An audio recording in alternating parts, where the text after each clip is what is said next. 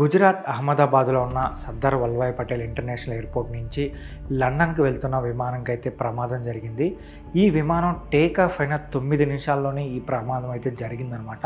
అంటే ఇది take off అయిన తర్వాత సుమారుగా 825 అడుగులు ఎత్తుకెళ్ళిన తర్వాత అక్కడి నుంచి డౌన్ అవుతూ కింద క్రాష్ అయిందని కూడా చెప్తున్నారనమాట. అంటే టెక్నికల్ ప్రాబ్లమ్స్ వల్ల జరిగి ఉండొచ్చు అని చెప్పి అంచనా అయితే వేస్తున్నారు. బట్ ఏం జరిగింది ఏంటని మాత్రం ప్రజెంట్ అయితే ఇంకా బయటికి రాలేదనమాట.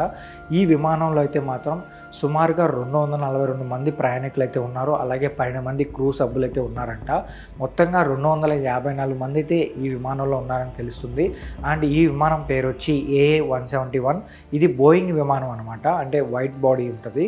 సో చాలా పెద్దదే. ఇంకోటి ఏంటంటే ఇది లండన్కి వెళ్తుంది కాబట్టి ఫ్యూల్ ట్యాంక్ కూడా ఫుల్గా ఉందంట. అందువల్లే ప్రమాదం జరిగినప్పుడు అంత పెద్ద ఫైర్ అయితే కనిపించింది. అండ్ ఈ విమానంలో గుజరాత్కి సంబంధించిన మాజీ సీఎం కూడా ఉన్నాడని కూడా న్యూస్ వచ్చిందనమాట. విజయ్ రూపానీ ఆయన పేరు.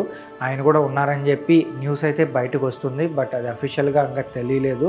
ఈ విమానంలో ఉన్న సిబ్బందికి ఏం జరిగింది ఏంటని మాత్రం ప్రజెంట్ బయటకు అయితే న్యూస్ రావట్లేదు.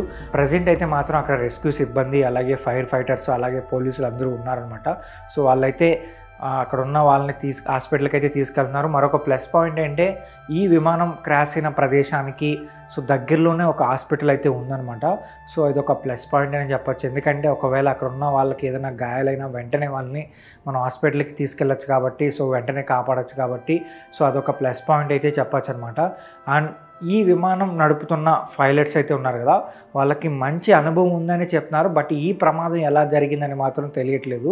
అందులో మెయిన్ పైలట్కి అయితే మాత్రం సుమారుగా 8120 గంటలు అయితే అంటే గాల్లో టేకాఫ్ చేసిన అనుభవం అయితే ఉంది. అలాగే కో పైలట్కి కూడా సుమారుగా 1100 గంటలు అయితే అనుభవం అయితే ఉందన్నమాట. బట్ ఈ ప్రమాదం ఎలా జరిగింది ఏంటనేది మాత్రం తెలియాల్సి ఉంది.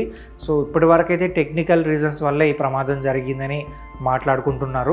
మరి వెయిట్ చేసి చూద్దాం. సో మనం కూడా అందులో ఉన్నవారికి పెద్దగా ఏం కాకుండా ఉండాలని మనం కూడా దేవుణ్ణి అయితే ప్రార్థిద్దాం అనమాట.